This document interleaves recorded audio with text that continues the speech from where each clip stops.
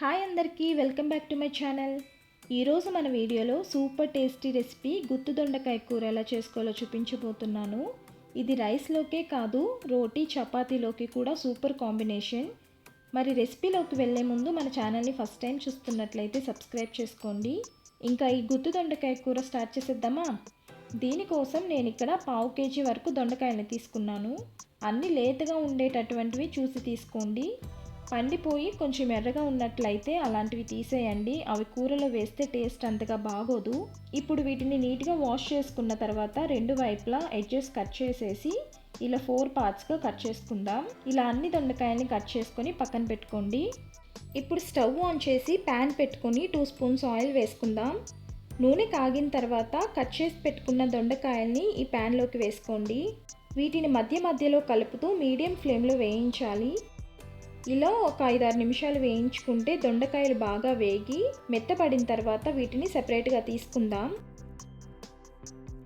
ఇప్పుడు అదే ప్యాన్లో 2 లవంగాలు, చిన్న దాల్చిన చెక్క, 1 స్పూన్ ధనియాలు, 1/2 స్పూన్ జీలకర్ర వేసుకొని ఇవి కొంచెం వేగిన తర్వాత 2 మీడియం సైజు ఉల్లిపాయల్ని ఇలా పెద్ద ముక్కలుగా కట్ చేసి యాడ్ చేసుకుంటున్నాను. ఈ ఉల్లిపాయ ముక్కలు కూడా బాగా వేగి ట్రాన్స్పరెంట్గా అయిన తర్వాత కొద్దిగా అల్లం ముక్కలు, 7-8 పొట్టు తీసిన వెల్లుల్లి రెబ్బలు, అలానే 2 టమాటాలని కూడా కట్ చేసి ఇందులో వేసుకుందాం. ఇప్పుడు ఇవన్నీ కలుపుకొని టమాటా ముక్కల్ని వేగనివ్వాలి. టమాటా ముక్కలు కూడా బాగా వేగి సాఫ్ట్గా అయిన తర్వాత స్టవ్ ఆఫ్ చేసుకుందాం. ఇది పూర్తిగా చల్లారిన తర్వాత మిక్సీ జార్లోకి ట్రాన్స్ఫర్ చేసుకోవాలి. ఇందులోనే 1 స్పూన్ జీడి నూక వేసుకుంటున్నాను. మీరు నువ్వులు కానీ జీడిపప్పు కానీ ఏది అవైలబుల్లో ఉంటే అది వేసుకోండి. అలానే 1/2 స్పూన్ పసుపు, మన కారానికి తగ్గట్టు కారం, రుచికి సరిపడా ఉప్పును వేసుకొని మెత్తగా మిక్సీ పట్టి తీసుకుందాం. చూసారు కదా, ఈ విధంగా మిక్సీ పట్టి పక్కన పెట్టుకోండి. ఇప్పుడు మళ్ళీ స్టవ్ ఆన్ చేసి ప్యాన్ పెట్టుకొని 2 స్పూన్స్ ఆయిల్ వేసుకుందాం. నూనె కాగాక 1 బిర్యానీ ఆకు, 1 పచ్చిమిర్చిని సన్నగా కట్ చేసి వేసుకుంటున్నాను.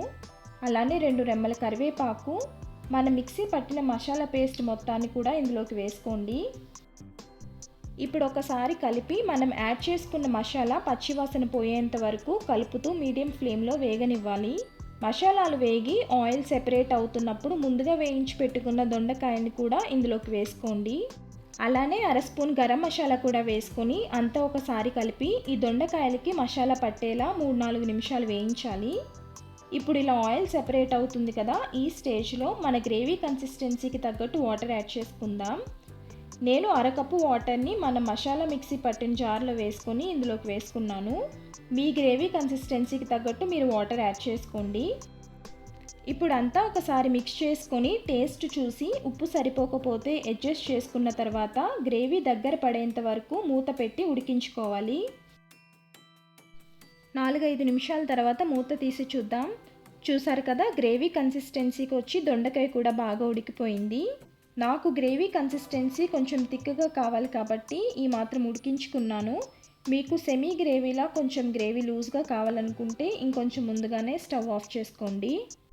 గ్రేవీ దగ్గర పడిన తర్వాత ఫైనల్గా కొత్తిమీరను వేసుకొని కలిపి 1 నిమిషం పాటు ఉంచి స్టవ్ ఆఫ్ చేసుకుంటే మన టేస్టీ గుత్తి దొండకాయ కూర రెడీ అయిపోయినట్టే. మరి నేను చెప్పిన ప్రాసెస్లో మీరు కూడా ఈ గుత్తి దొండకాయ కూరని ఇంట్లో ట్రై చేయండి. ట్రై చేసిన తర్వాత రెసిపీ ఎలా వచ్చిందో మీ ఫీడ్బ్యాక్ని కామెంట్స్లో చెప్పండి. అలానే వీడియో నచ్చితే లైక్ చేసి మీ ఫ్యామిలీ ఫ్రెండ్స్ కూడా షేర్ చేయండి. ఇలాంటి మంచి రెసిపీస్ కోసం మన ఛానల్ని సబ్స్క్రైబ్ చేసుకోవడం మర్చిపోవద్దు. Thank you for watching.